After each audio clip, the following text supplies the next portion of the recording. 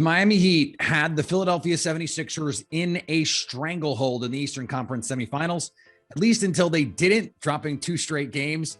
And then Game 5 happened. And then, more specifically, the fourth quarter of Game 5 happened. The Miami Heat came out with a 120-85 win, and they now are a historically better than 80% chance to finish out this series. Joining me now from Locked On Heat, Wes Goldberg. And Wes, there's been a lot of back and forth in this series.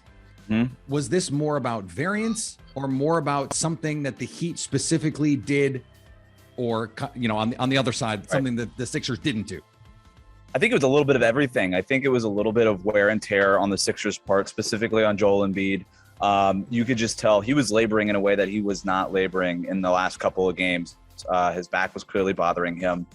He was not as aggressive in the post. He wasn't getting as close to the basket as he was in those games in Philadelphia. So that's certainly part of it, just having that big man not being as dominant as he was, and that limited what the Sixers could do. But also give credit to the Heat, right? Like, they came out with a different kind of game plan. They threw a little bit more zone at him. They bodied him up a little bit more in different areas, and mostly, I guess I'm burying the lead here, but their shooters made shots. Max Strus had 19 points. You had a bunch of people making shots that they weren't making before.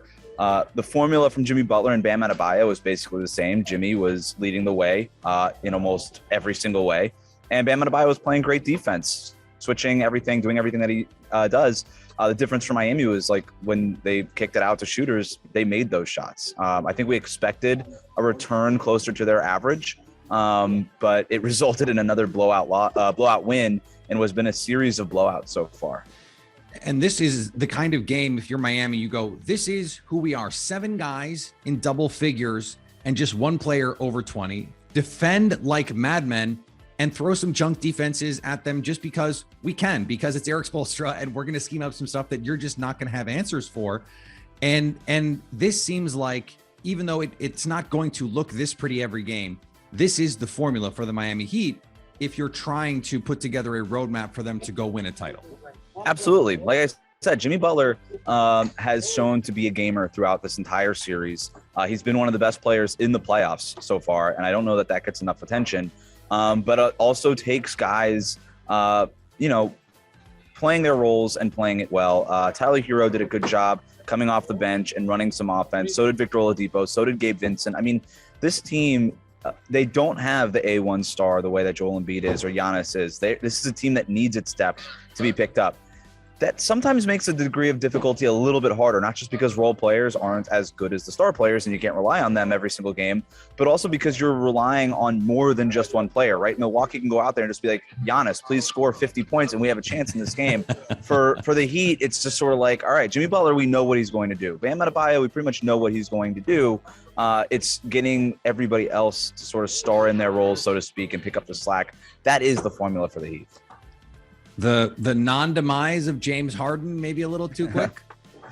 A little bit, right? I think Joel Embiid got a lot of attention from the national broadcast, from what I can understand based on my Twitter feed, but James Harden was equally as inefficient and unproductive. This was a game in which Joel Embiid and James Harden played without force, without that force that we saw in games 3 and 4 in Philadelphia.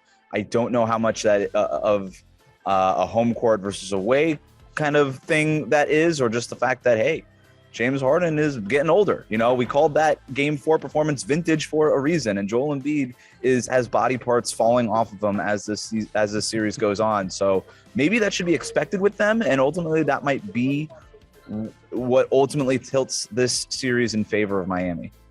Don't forget, they were in South Beach. James Harden. That's right. I'm just saying. That's right. Could be in play.